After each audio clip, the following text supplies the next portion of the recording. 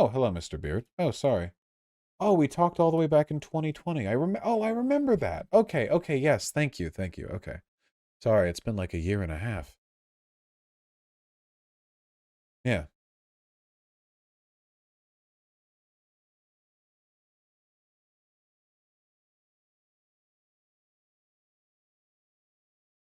Hey, how's it going? Hey, it's going pretty well. How are you doing? I'm doing all right. I noticed you've been live for a while and it's pretty late, so I don't want to like bother you, but No, that's okay. This is very much suffering of my own doing. I don't hold it against you, no matter how long we talk. It's a pleasure. yeah, it's good to talk to you. I guess I'm not like super up to date on like everything that's going on. I'm just like I don't know. All the leftist infighting just kind of I guess makes me sad. Yeah. It's it's definitely unfortunate. I think a lot of it is really, really unfortunate in the sense that it seems to be almost an unavoidable product of some of the ideas left-leaning people hold. It seems like there's not really a way to reconcile it without changing the ways in which we engage with each other. It's not even really about agreeing and disagreeing. Yeah, I feel like intersectionality can get like so complicated so quickly Well, that how's it can be difficult to figure out exactly how to approach these things. well, out of curiosity, what time zone are you in? What time is it for you? I'm Central Time. It's 5:30 a.m. right now. Ah, is that an early morning or a late night? No, it's I've been up all night. Oh, all right. Well, I will probably be as yeah, I'll be probably up as late as you are in your respective time zone as well. So I sympathize with your suffering. Cause you're in California, right? Washington, but yeah, same time zone. Oh yeah, yeah, Washington. Okay, cool. Yeah, so I guess just from the whole situation, I'm someone who does comedy, so I've kind of been feeling like I've noticed this wave on the left of people not really liking like satirical or like ironic jokes as much as they used to, because I've seen times where people are making a completely like satirical joke but then people take it completely seriously, Oh which yeah, all the time. yeah, which frustrates me because I'm like I feel like satirical comedy is one of the best ways to like criticize people sometimes. So but then I also see the other side of it, that like if you make a joke and then the other side like doesn't take it as a joke whatsoever, like I understand if you're a trans woman and you're like, okay, well, they didn't take it as a joke, they didn't understand it's a joke, they didn't understand you're being satirical, so like this is gonna like do more harm to my community, I guess. Mhm. Oh, were you asking me if I recognize the tendency, or were you asking me if I wanted to expand upon that? You'll have to forgive me. I am quite tired. No, it's all good. I'm tired too. I guess yeah. That's my question. Is like, well, first of all, what was your whole stance on the thing that like people shouldn't criticize you for the joke, or that they're like overly criticizing you for it? This is it. This is an analogy that I settled on earlier in the stream. Um, do you remember the Black Lives Matter protests and the sort of media circus that followed them? Mm-hmm. So, as we know, what followed those protests or came along with them were looting, rioting, and arson. Not a lot of them, obviously, but they did happen, in their own way. And these things are generally pretty bad. Innocent people get hurt, stolen from, property damaged. And conservatives, to attack the broader Black Lives Matter movement, would hyperfixate on the rioting, hyperfixate on the arson. They still do this. And these things are bad, don't get me wrong, but my argument back then, and people on the left agreed with me broadly, I saw everyone on the left was doing this, it was great, it was very, very smart, which is do not make apologies for it. Don't join them in hyperfixating on that element of what's happening. You can say these things are bad. You can acknowledge that the arson is bad, the rioting, the looting, those things are bad, but do not do not, when a conservative highlights these as a way of making an argument against all of BLM, don't wring your hands along with them and go, oh, how unfortunate it is that these things are happening. Oh, you're so right. If only they weren't happening, because that gives them strength. It gives their arguments credence. Don't engage with their concern trolling. That's my position. You can criticize me for the ironic misogyny. That's fine. I get a lot of hate for what I say. That's fair. That's just part of what part of what I kind of bring on myself, I think. But my frustration isn't people criticizing me. My frustration is that, like, I worry that extrapolated broadly, this attitude makes us really, really, really vulnerable to conservative concern trolling. That like anytime they decide to fixate on some perceived bad behavior, we aren't very good at forming rank and being, unified in our opposition to that tactic. That's my position broadly. Yeah, I also don't like the argument of like, you're proving the turf's right, because I mean, you wouldn't be proving the turf's right unless the joke was like serious, I guess, unless you actually believe that you think women should like, shut up. Well, and If and, it and was also like, oh, sorry, I didn't mean to interrupt. no, go for it. I just like, turfs are, for a turf, you're proving their argument when you go on Twitter and say trans women should use women's restrooms. That to them is terrifying. That's their argument.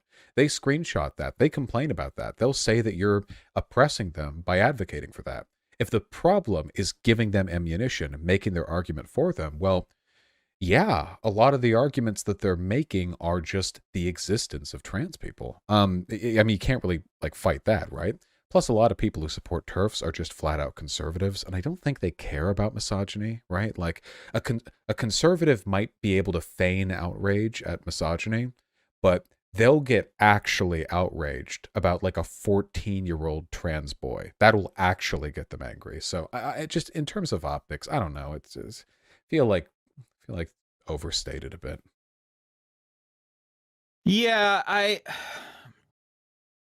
would agree that it's like not the biggest thing to fixate over, and it's frustrating that these things get like blown into being such a big deal. I guess if I would have made the joke, I probably would have said like J.K. Rowling, be quiet and apologize more, rather than like generalizing it to all women, because that of course is like what J.K. Rowling wants you to say. But I Yeah, also don't, for sure. I don't think that saying like I don't think that saying an ironic satirical joke, if someone takes it as non-ironic and non-satirical, like that's not necessarily your fault. But then I totally understand if trans women are like, hey, these types of jokes like cause our community harm, and it's going to cause even more people to be vitriolic and transphobic towards us because you have like validated, in J.K. Rowling's mind, you validated her perspective. Like,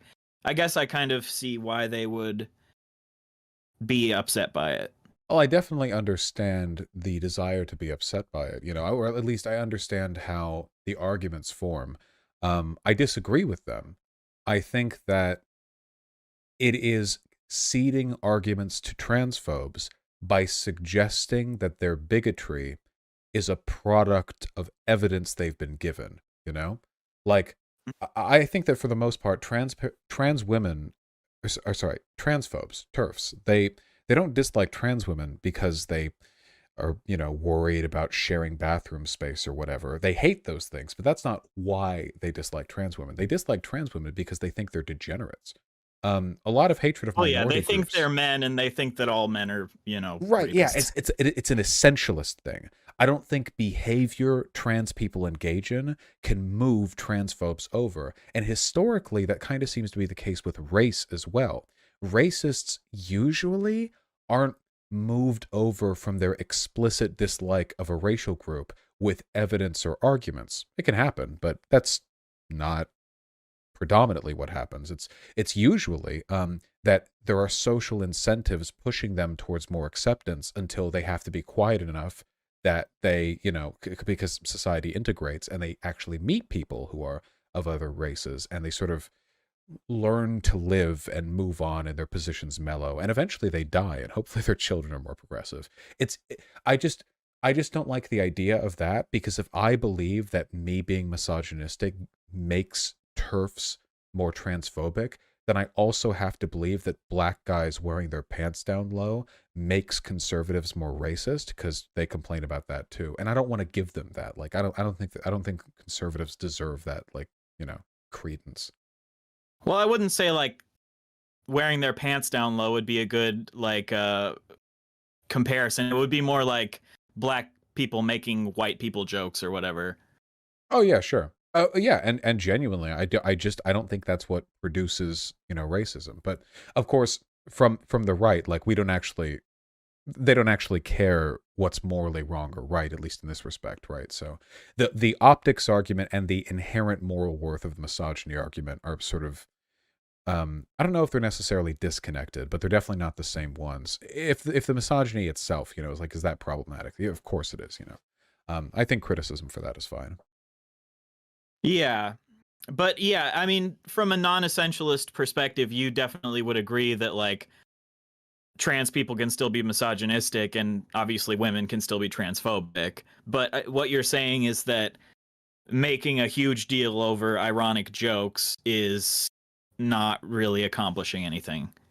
Yeah, like, it would be like if a white supremacist saw a video of a black person doing like a looting or mugging or whatever, and they were like, ah, black people are so criminal. And then to look at that, it would be like, to me, the bad response would be, you know, condemn the rioter, condemn the looter, condemn the criminal, and then say, well, you're right.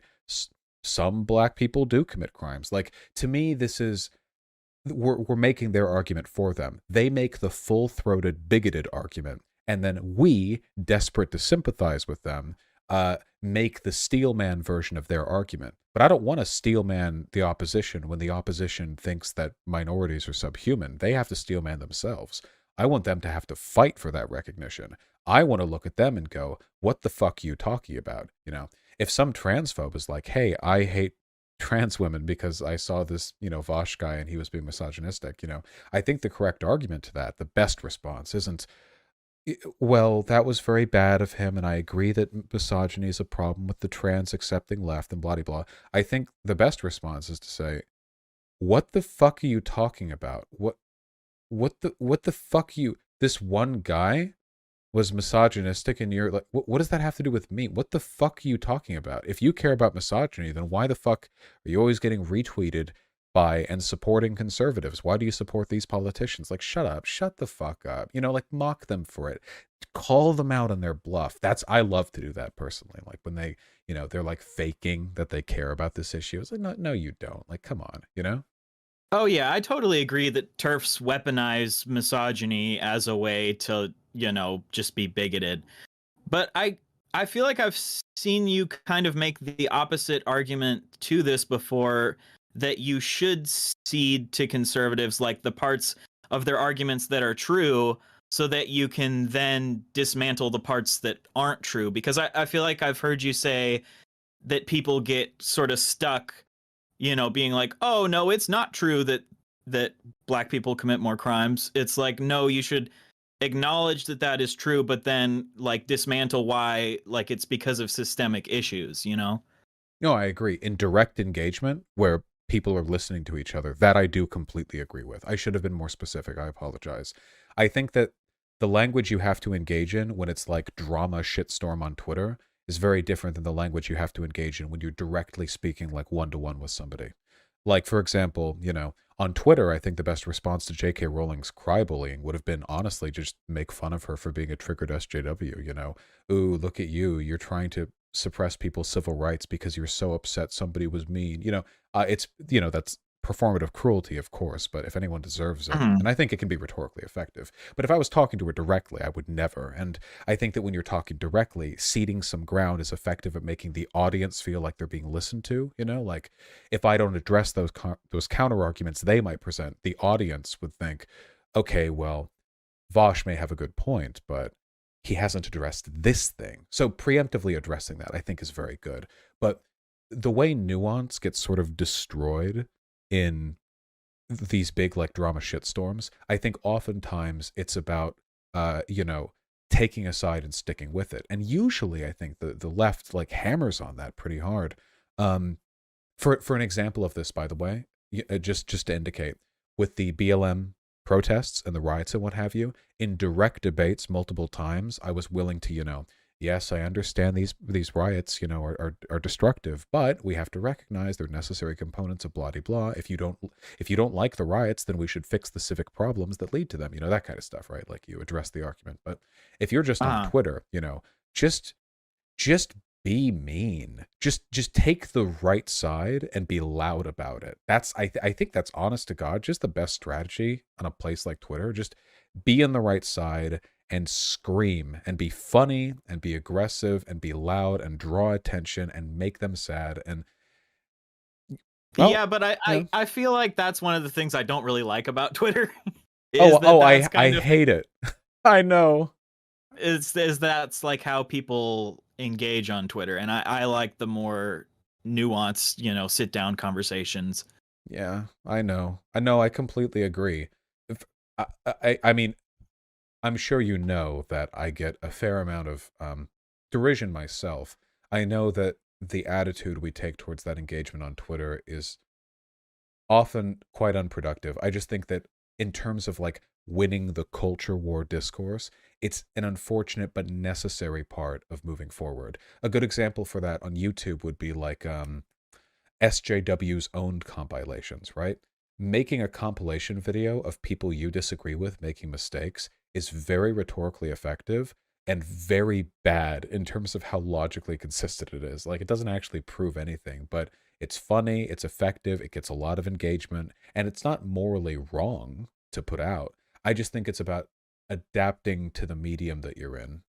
Yeah, well, for better or worse. as a comedian, that's something that I've struggled with, because making jokes and doing stand-up comedy, a lot of times the most effective joke is not going to be let me give a 2-minute description of all the nuance of this topic. It's like you want to come up with like a punchy, funny thing to say, but then sometimes, that doesn't give all the nuance, and then, people are upset at you for it. Can I just say that you've been killing it, by the way?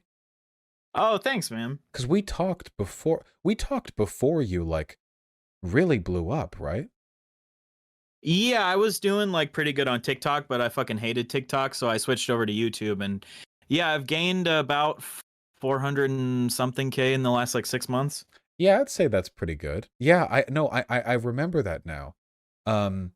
We're talking about that. Didn't we talk directly about, you told me that. You were saying you were trying to move on to YouTube because yeah, there were things, dude, that is wild. Well, okay, well, congratulations. Clearly you do understand the value of comedy as a mechanism for delivering these arguments. Yeah, definitely. And I'm someone who, like, I made satirical comedy on TikTok, and then people would be like, oh, it's not your place to make this joke or whatever, and it can be very frustrating. Like, I made a joke about how like the police see white people who are terrorists like they're, total, like they just had a bad day or whatever, so I made a joke about that. And then I had a bunch of TikTok people being like, it's not your place to make this joke, and I'm like, oh, this is so annoying. Yeah, unfortunately, I feel like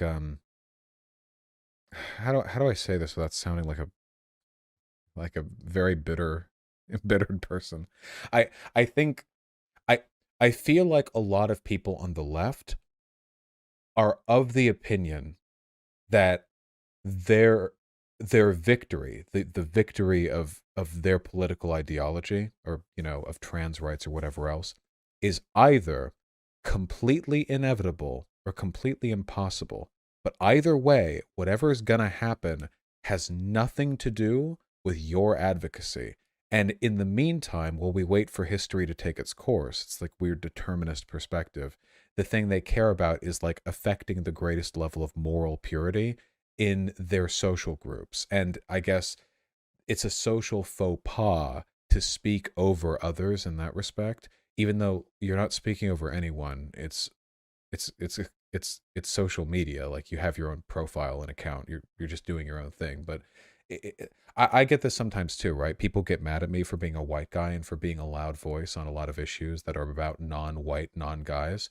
And I Mhm. totally get that frustration. There's definitely a lot of bias that goes into what content gets prioritized, but what the Yeah. fuck am I supposed to do about that? Like, like I delete the channel? Yeah. Yeah. Yeah. I feel like I totally agree with the arguments of like we should be trying to build up creators that are in those minority groups that might not be prioritized by the algorithm because people are biased to click on people that are similar to them or whatever.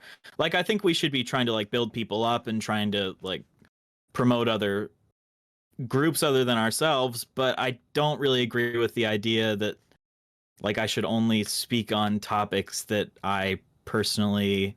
Now I do agree that a lot of times people have more experience with certain topics than I do. Like I have never lived the black experience, so it's probably unlikely that I'm gonna understand the black experience as much as a black person is.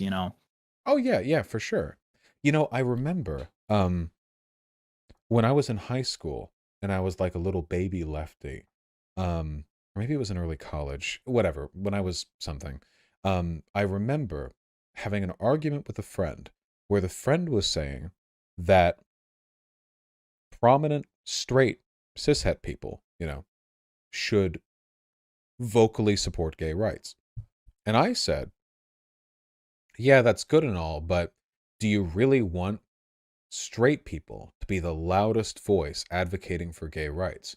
And we bickered about that for a while. And I'm happy that I, didn't die in a car accident that night so I could live to understand how stupid my argument was. When you're fighting for the rights of a minority group, you take the loudest voices you can get every single time, always.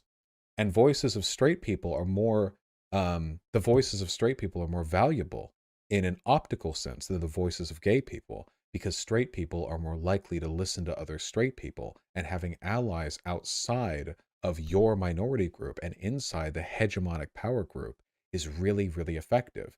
This has been the case in like basically every struggle for civil rights in democratic systems. It's basically Yeah. either you fight and kill the I people wish you that disagree wasn't the with, truth, or but that's kind of like the way it is. yeah, it is unfortunate, 100%. But like, let's be real. If trans people are the only ones who get to speak on trans rights and cis people aren't like able to speak up or speak out, trans people are fucked. Same as it would have been with black people back before and after slavery. Same with gay people during the 80s. What's wrong with having allies in the hegemonic power group, right? As long as they're receptive, respectful, they listen, they understand their experiences are different, and you'll never do that perfectly, but it's something to fight for. I think it's a great thing. But a lot of lefties don't seem to care because they're not thinking what lets us win. They're thinking what maintains the purity of the argument. And that to me, it's something I used to do. That to me, I think is very destructive. So, I guess my question is like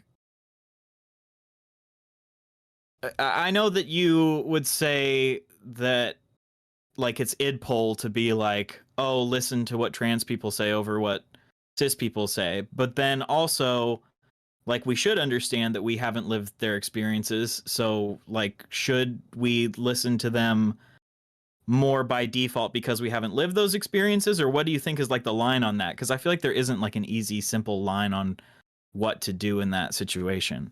I think you should definitely listen more, right?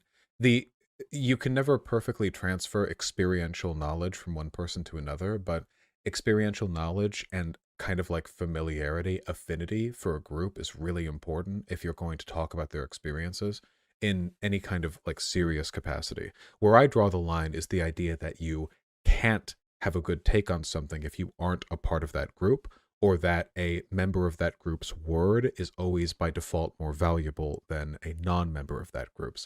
An unfortunate byproduct of the arguments that I've had online is that I no longer have any faith whatsoever in the idea that the average black person has a good take on race issues, the average trans person has a good take on gender issues, because the average any group of people has a bad take on almost every political topic, or at least an uninformed one, not like monstrously bad, but at the very least not like fully thought out. That's just how people tend to be. I think you have to balance a willingness to listen to people and gain that knowledge wherever you can, but also understand that as a person making the arguments, analysis is what's carrying you forward, and you analyze the info you have, whether or not that's book reading or testimony from trans people. But the analysis is still a personal product. It's something you're putting out there, and you need to be able to defend that, you know? Yeah, I would agree with all that. I would say it's very essentialist to be like, you can't have an opinion, or the opinion of that person is automatically valid, because yeah, obviously there are black people with horrible opinions on black issues, and there are trans people with horrible opinions on trans issues. So yeah, I agree with you on that. Far too many, unfortunately. There's an unfortunate, almost like a reverse effect where maybe trans people on average have better views on trans issues than cis people. Probably. I mean, you know, but unfortunately, trans people are also way more likely to be speaking about trans issues, which means that sometimes you have this Dunning-Kruger thing where people will think they have good takes on a very, very complicated sociological topic because they happen to be a member of the group that topic talks about, which, like, that's not true, right? It's not like black people are born with knowledge of race relations in their head. Like that, like racial sociology is really fucking complicated. It's super crazy complicated. People get degrees on that. So it's like they're not, you know, they don't intrinsically know it. They just have different experiences. And I think those are really important to understand. But I don't know. I, sorry, I know I'm Yeah, rambling a because bit. Oh, no, no, please. it's all good. Yeah, I feel like, and I feel like essentialism is what can lead people down really bad paths. You know, they start as a good, you know, a well-meaning feminist, but then they get caught in these essentialist ways of thinking, and then they start being like, okay, all men are bad. Okay, all men have penises. Okay, well, that means trans women are men. Okay, that means that I hate trans people. You know, like I feel like essentialism can like infect any social group and then lead people down really bad paths, you know? 100% agreed. I hate essentialism as a concept. It is philosophically untenable. Um, in like in all cases. Um, I think I think if anything, one of my biggest issues is that I guess the best way for me to distill this is that I know a decent amount about indigenous activism because I've looked into it a bit, and also I've talked with indigenous activists in real life. The area where I went to college had a, well, my white ancestors did some stuff there, and some folks weren't happy about it. It's a whole thing. You know, I've talked with indigenous activists, and my impression, having spoken to, you know, a few of them from the tribe near Humboldt State University, the name of which I'm forgetting, which makes me sound like I'm bullshitting here, but it was just quite late. But, you know, and some others online, is that they're kind of based, really well educated, you know. It's a complicated subject that I don't know everything about for sure. But online, those voices aren't the ones that are getting prioritized. Often it's people who don't know much about the subject, but affect a kind of radicalism that get prioritized often by white audiences who don't know what a good take is, but they know that the bad take is white chauvinism. So anything that's farthest away from that is the best take. And the farthest thing away from white chauvinism is chauvinism for another racial group, unfortunately, in the minds of some people. So I'm in this horrible situation sometimes where some of the loudest voices for indigenous issues are people who don't understand them, but who are like anti-white. Sounds silly to say that, even like anti-white. Like, it's not a real social problem, but you know, if you're going to be advocating for indigenous issues, you should know them. But you know, people don't become popular on here for how good their takes are. They get popular for how much people like them. And in an audience that is predominantly white, even on the left, sometimes the thing that seems the most right is really just the most radical sounding. You know what I mean? Yeah, and I think everyone who tries to make a career on the internet are a lot of times going to be the people who, you know, are seeking attention, and that's kind of what we're all seeking. Everyone on the internet is seeking attention. Can't deny it. But but like, yeah, it's the most educated people on indigenous issues wouldn't necessarily be like, oh, I want attention on a YouTube video. They might be like, I want to go out and do grassroots organizing or whatever, because that might do might be better. But then, yeah, you can end up having people who are uneducated on the topics. And I was very sad to see the whole like Professor Flowers situation go down, because I consider myself like pretty good friends with Noah Sampson, and I felt like, yeah, I felt like people were misrepresenting what she said, because I went back and I watched the thing with Heem, and she pretty clearly said she clearly equated being white and colonialism, because she couldn't say that like Obama would be considered colonialist from her perspective, which of course from your perspective Obama, the leader of like a massive colonial power, would be colonialist, you Yeah, know. he's I'd say he's probably done a bit more of it than me in my life, that's for sure. You know, I Yeah. never bombed a wedding. I'll say that much. Yeah, exactly. And I just and she pretty clearly said that if like Native American people wanted to kick 2 million people out of a city, that like she would be fine with that. I admit I'm not very favorable. I don't think very highly of these points. I think they're very dangerous, in a number of ways. So there's often kind of like a praxis versus theory clash here, but for me, it's about helping people. The best arguments that make the most people the most happy, you know, as best as you can do. It's never perfect, but like, let's be real here, okay? Indigenous people, like Native Americans, will never again control the United States. To say otherwise is delusional. The United States is the most powerful political and military hegemon in the history of the species. It's laughable to think that there's nothing on Earth that could do so outside of nuclear war, and even that would not leave much around for the Native Americans to reappropriate, unfortunately. So this to me seems like it's a lockout. It's not even worth talking about. What can we talk about? What real issues do native rights activists care about? And that's when the interesting questions come out. They're interesting to me, but I don't know if they're interesting to a lot of people who want to feel like a revolutionary. Is it interesting to talk about long, dragged out court battles where you fight over the right to resource acquisition in your own land? That's complicated. It's tangential. It's partial. It's not as cool. And I worry that by prioritizing the flash and the smoke, oh, kick 2 million white people out of city, whatever. White people should go back to Europe. Some people say this. Professor Flowers didn't, but it's a sentiment. Stuff like that. It's dangerous. It gives the impression that native rights activists are, delusional LARPers who only care about doing their own version of colonialism, like over again. I I just think in a way that anyone who makes the argument that I'm giving transphobes arguments by being misogynistic and then goes on to argue that native people should be able to kick white people off their land is missing a parallel between their concerns. You know what I mean? Yeah, I just feel like we're not gonna.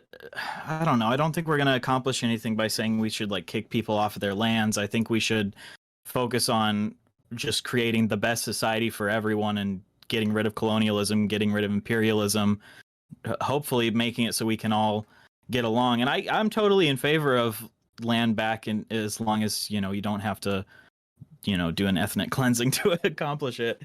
Yeah, I'd prefer not. I admit to bias though. I am a white boy. I was hoping to live a long and fruitful life. Yeah. I think the one thing that I do still disagree with you on is like because I do think it is kind of essentialist to compare these groups to Nazis, because they're not trying to do the same thing that Nazis were trying to do, you know? I think for me it's not about the groups themselves. It's about the some of the logic um that they use to arrive at their points. I don't how do I say this without sounding like a Nazi sympathizer? I don't think Nazism is very exceptional. It's really just anti-Semitism, an Aryan like foundational myth, and fascism, all of which individually are pretty common historically, unfortunately, and sort of just that in Germany. I don't think the ideological precursors to Nazism are very unique. I think they're all over the place. Unfortunately, even in the left sometimes, essentialism being one of the biggest indicators.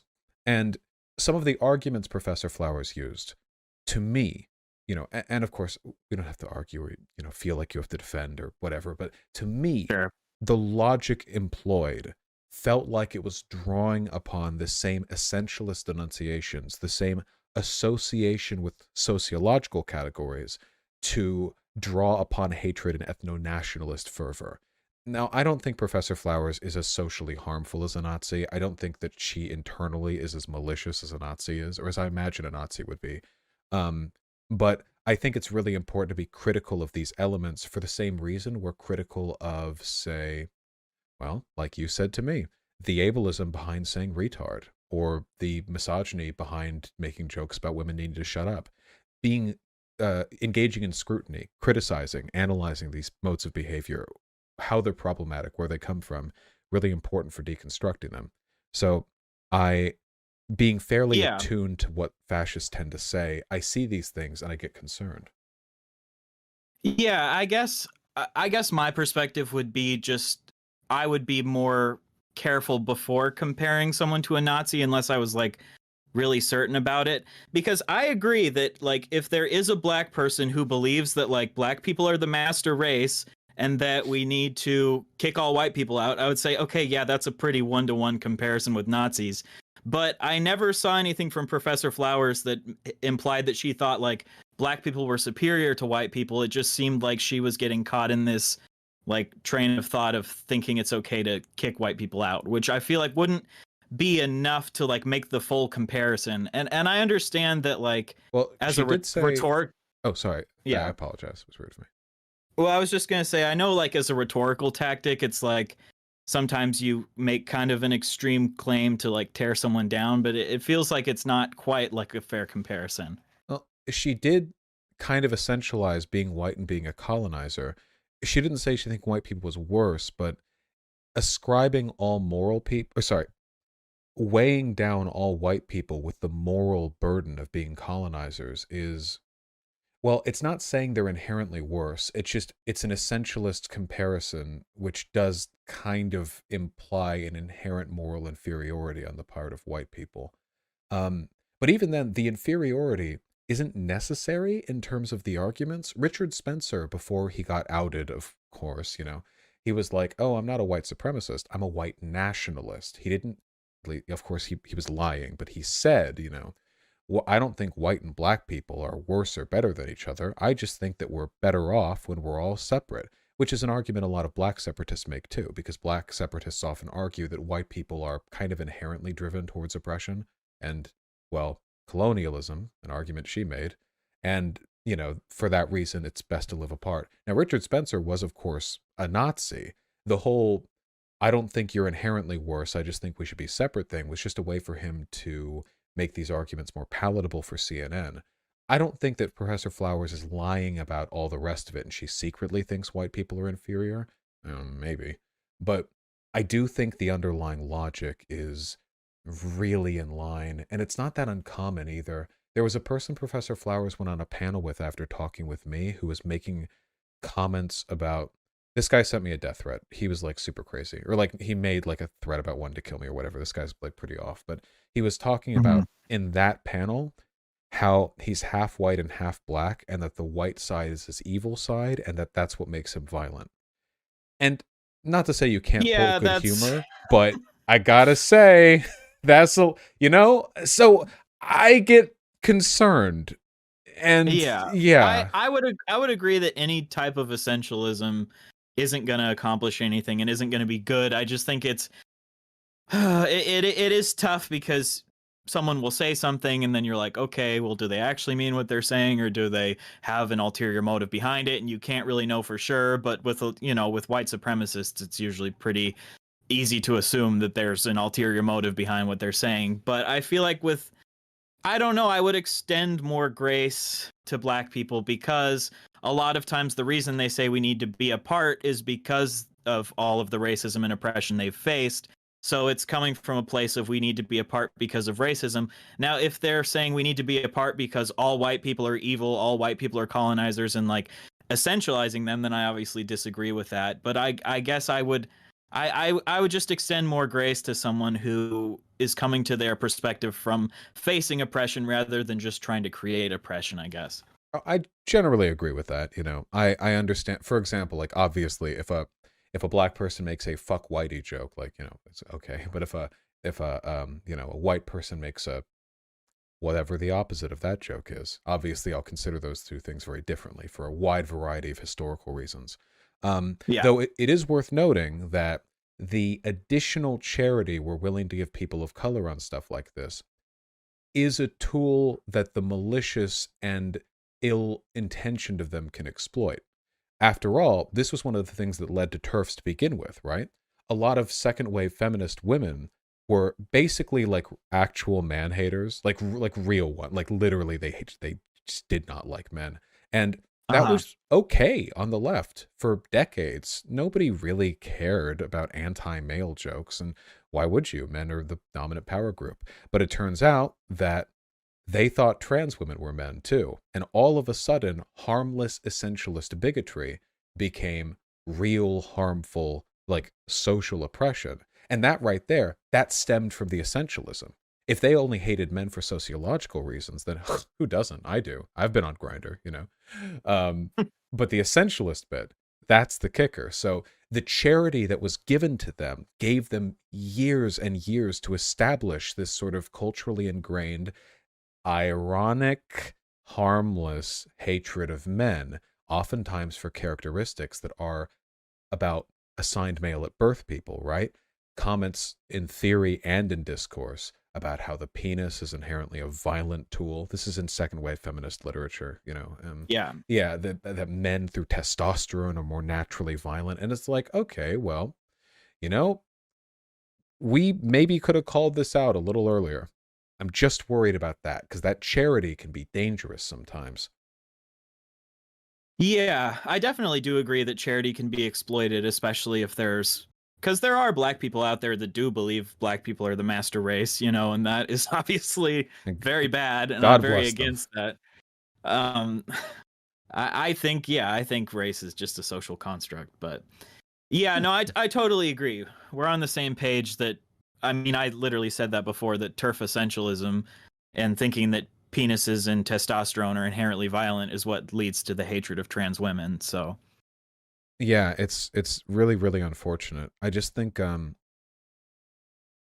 yeah, I'm not a victim of oppression. Well, I guess I'm pan for that. Even that, I'm not really. I live, I've lived a free life. Um, so this isn't like a yeah, I'm socially. pan, but most people just see me as Oh, straight because I have a based. girlfriend. So, Don't let them take that from you. I made that mistake. Okay, you gotta make them know. Okay. yeah, I mean, I don't want to play the oppression Olympics or whatever, but yeah, I haven't really faced oppression, but I'm also not going to deal with people who are like biphobic or panphobic being like, you're not really a part of the community or Yeah, I've whatever. gotten that. It's crazy. They act up. It's yes.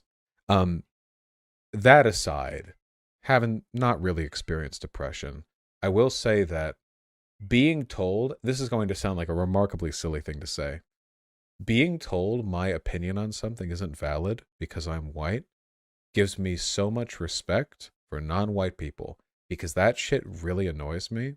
And holy fuck, how much worse it must be if that was backed up with real social prejudice. I have no fucking idea how the Yeah. fuck black people made it through the Jim Crow South without strangling like 4 people to death every day. I don't know. I do not get it. And it and all it Yeah. makes me think is like, wow, we gotta stop racism, man, because I'm white and I can't even. Yeah, like essentialism against white people is mostly just like really annoying, but it's like it's not having any real negative impact on my life for the most part, No, yeah, it's just like even that, right? It's just like this Yeah. tiny thing in comparison. It's like, wow, be being an actual victim of racism must actually really. Oh God, I'm sorry. I need more water. That must No, I actually totally agree. suck. I'm sorry. I can feel myself blacking out like live on stream. I think I'm gonna have to run pretty soon. Yeah, that's all good. It's like super late. Yeah, I don't know. I've just been so it's been frustrating because there's like I've honestly learned a lot from you about politics. Thank you. Like I watch your stuff all the time. Um and it's just frustrating because then there are other people who I like really like and respect, and then you guys are always getting into arguments about stuff. And I don't know, it's just I wish there were some way to like calm down all the drama that happens, you know. Yeah. For what it's worth, I really appreciate that, and I like your videos too, man. I'm really happy I get to see them now on a platform that I actually view instead of TikTok. I um unfortunately, it's probably not going to change. The well is so poisoned at this point that it feels like it's a reciprocal thing. I have to be a little bit defensive at the minimum because I get a lot of hate, a lot of death threats, you know, a lot. So naturally, it sort of poises me to prepare for disagreement. And other people know that, and they often dislike me too because of, you know, the controversy of my existence. So everything is primed for disagreement. I don't know if there's a way to climb out of that or to fix that. If I ever find a way, I'll try to pull for that, but previous attempts have failed. In the meantime, just um I don't know. I guess I just find it really really cool and respectful that you are willing to hear out both sides when you agree with points with both myself and people I disagree with. I just think that's nice. Yeah, I always try to like view situations with as much nuance as possible, which sometimes gets me in trouble because then people are like, "Oh, you're a fence sitter. Oh, you're being a centrist on this issue or whatever." But I'm like, "No, I feel like these topics have more nuance than we're giving them credit for a lot of times." And I just am like super I think being like pro nuance is kind of my biggest thing, I would say.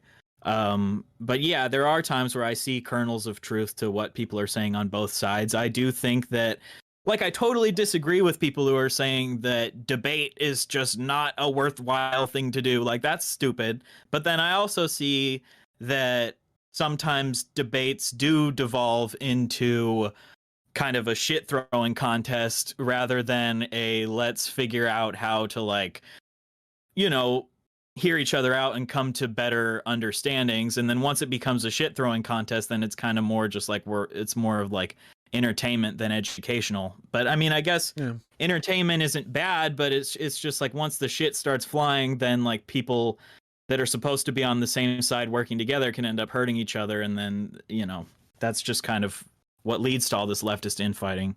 Of course. And of course, that's also a good part of my frustration as well, where it feels like sometimes when I do things that I consider to be pretty valuable to the public movement, I get shit on because I'm the one doing them. For example, I debated Charlie Kirk last year, and I think I did pretty damn well. But a lot of people on the left were very dismissive of that, which I thought was unfortunate because, to my knowledge, it is the hardest Charlie Kirk ever lost a debate. And that guy was like one of the I mean, he was like one of the wings of the Republican Party under Trump. He was one of the writers of the 1776 project. So I feel like that was a pretty big W, but you know, then I look to the crowd and I hear silence, and it's a little upsetting, you know. I put my all in for these things. I know the debates aren't often a best, you know, a great method of working out disagreements, you know. I prefer to do them with conservatives or people at least who I really dislike so that we can just bash it out. And a lot of it is content driven, of course, but I love doing what I do. I do swear, though, that when I debate people, I genuinely do want to hear out the best version of their arguments, especially if they're on the left, because if a person's on the right, then I already know that there's no point. The best version of their arguments is still shit. But Yeah. but when they're on the left, you know, I try my best. But it's such a hostile environment, you know, not just for them, but in both directions, of course, because given what people know about me, who on the left would come into a debate with me and then cede ground to me? Like, say there's some minor thing that they could be corrected on. It happens to everyone, including me. A lot of people go into this thinking any secession or any like you know, any relinquishing of a point to me is a death knell. So they never do, and people double down and triple down, and I get angry and blah blah. But I don't know. Yeah. I'll keep doing what I do the best I can. I don't give a fuck about seeding points. Like, I don't know. I feel like I'm wrong all the time. That's sort of my perspective on myself. But do you think that there is any like credence to when people say that like once you get like backed into a corner that you aren't willing to like hear people out as much? Or I never know how to respond to that because oftentimes when I'm accused of not hearing people out, it's I feel as though I have and I just disagree, and people don't Mhm. like the disagree or they don't like the argument that I've given. But that could be applied to anyone, right? Like if a person wanted to be obstinate enough, they could always do that. They could always say they've given the argument nobody's addressed and just never address any counter arguments.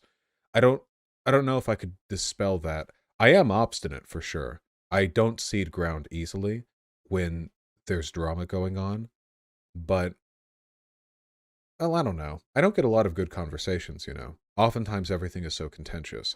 And much in the same way that I feel it important to form a unified front against the right if they're causing up a drama storm, I also find it important to not cede positions when I feel there's maybe more nuance I could offer, but it feels like no one would listen to it.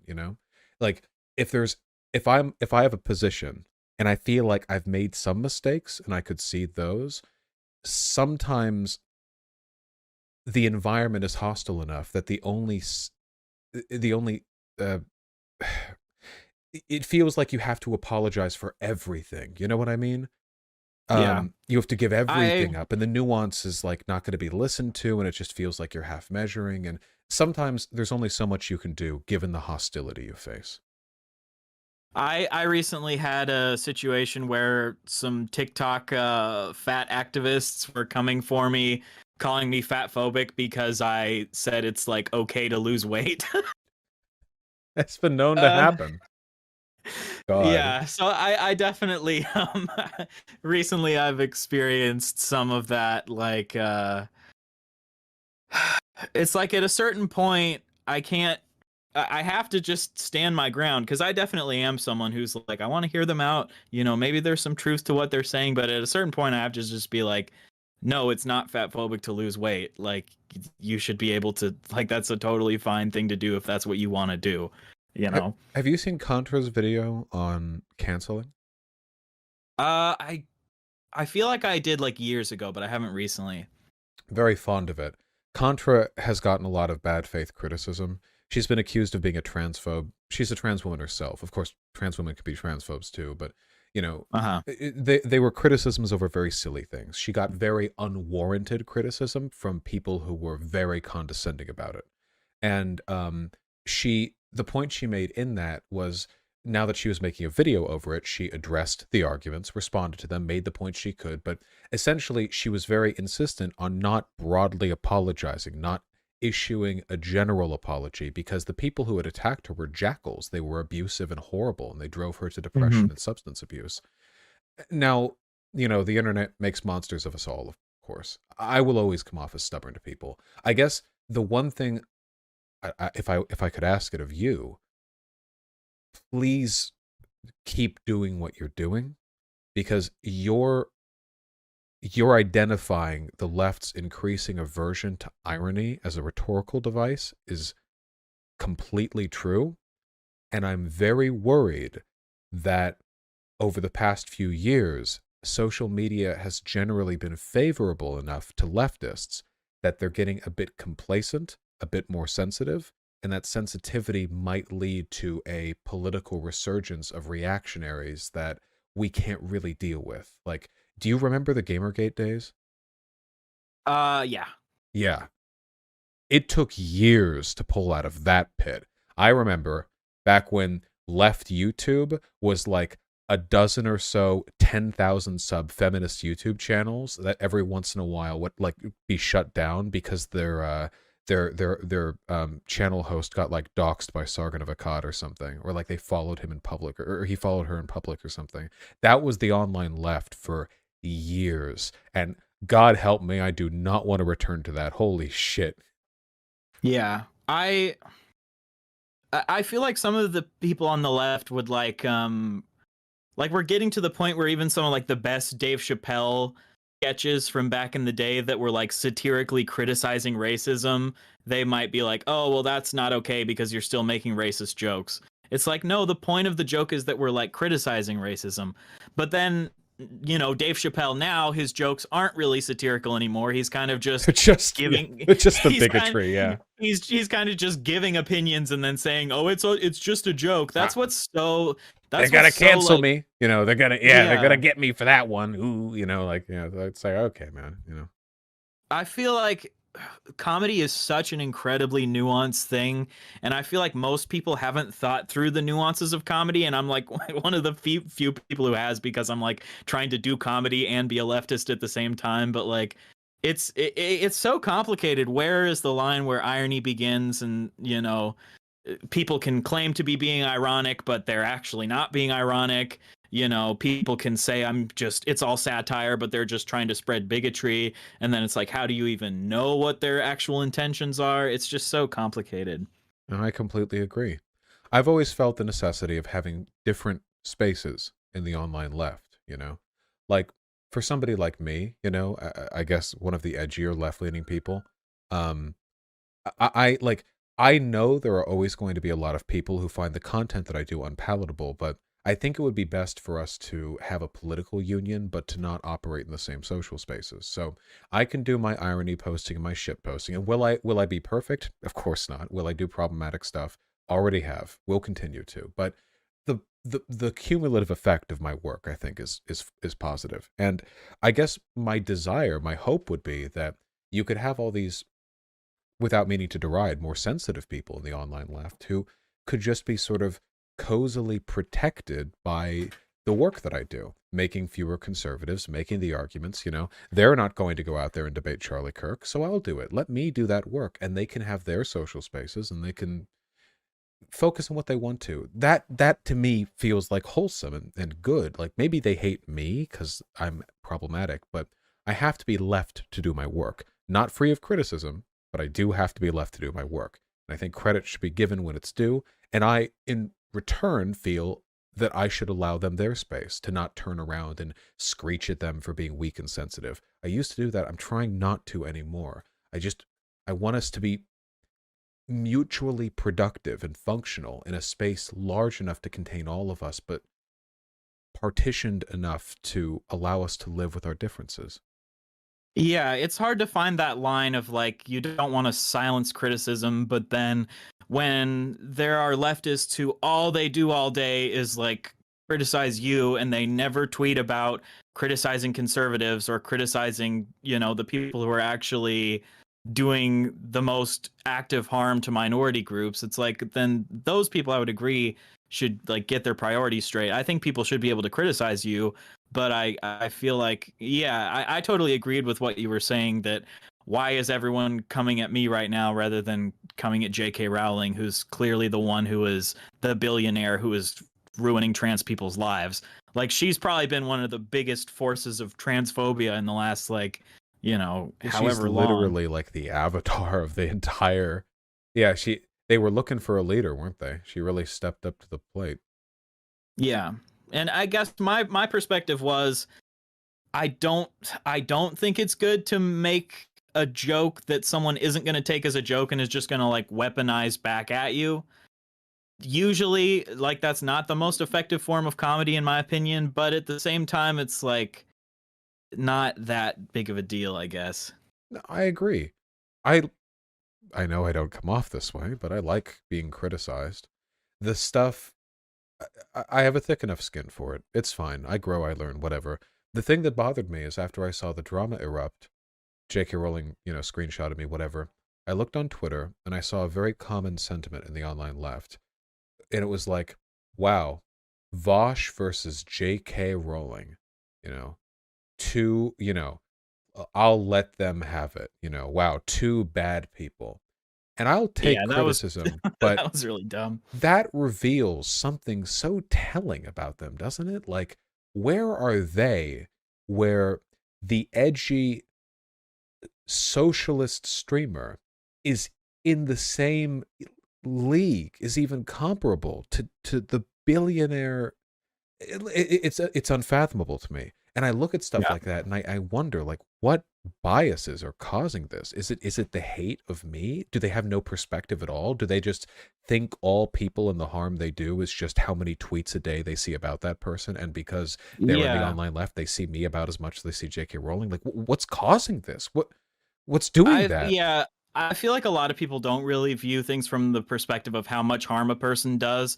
They kind of just focus on, oh, this person did some harm. Now they're in my bad people group, and now I'm gonna lump all the bad people together, rather than like doing actual harm analysis. I just want to say, someone in the chat said this is such a straw man. Cat and Contra criticize the right all the time. I'm not criticizing Cat or Contra. I think Cat and Contra, I really like both of them. I'm more criticizing random people on Twitter who devote their entire life to just Yeah, no, tweeting shit at you. no, yeah, Cat and Contra both. Yeah, this is more of like the faceless masses type thing. Yeah. But it's, yeah, I don't know. It's indicative. To me, at least, it's indicative of that thing before, right? Prioritizing the purity of the social space over real harm and advocating against harm.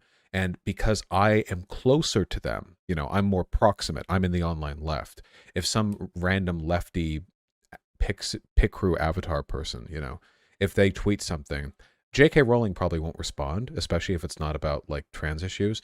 I might if they annoy me. So in a proximate sense, I'm more of a threat to the purity of their social space. So they get Yeah, madder at me. I have a tendency to respond to like everything people say, which I think is like a kind of a negative quality that I have, because it definitely opens me up to criticism more, because people are like, oh, well, if Ryan's gonna respond to everything I say, then he's the person who I should come for. So I need to be better about like kind of ignoring shit sometimes. And it's fun though, isn't it? But the problem is Very these fun. these rumors can start spreading so quickly. Like the other day, someone like accused me of being ableist because I did like a caveman voice on my stream or something, and then they're just like, Mr. Beard is someone who mocks disabled people. He's not someone who you should be watching. I was like, oh my god, like I agree that voice came across wrong, and I'll apologize for it, but you shouldn't be like saying I mock disabled people. It's just it's very frustrating. Sometimes people are just looking for stuff, right? Yeah. Yeah. I would like to talk to you again in the near future. Availability allowing. I can feel my brain shutting down. So that's Yeah, that's a me sorry for problem. keeping you up. No, not in the slightest. I I really respect you and the work that you do. I appreciate you coming on as well. I the only thing I guess I would say, all the disagreements aside, there are a lot of people who I've had good conversations with, like this one, a good convo, who I feel like they pull away from me because there's so much of a social consequence to being on decent terms with me, you know? There have been a couple of times where I've gotten, for example, like fairly large content creators have privately expressed appreciation or support, but it's like well, if we say it publicly, God, I feel like it's like a don't ask, don't tell sometimes with the goddamn optics of the situation. I guess Yeah, I wish it I didn't hope have to no be one like gives a you choosing shit. sides.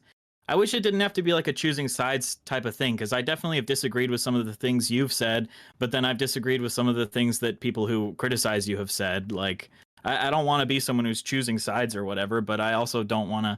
I don't know. I'm just tired of all the fucking leftist infighting. Yeah, I promise you, I am too. I just hope nobody ever gives you shit for having a good conversation with me. Well, whatever. It is what it is. I really appreciate you coming on. Yeah, of course. Get some good sleep, man. Oh yeah. Take care. All right, talk to you later.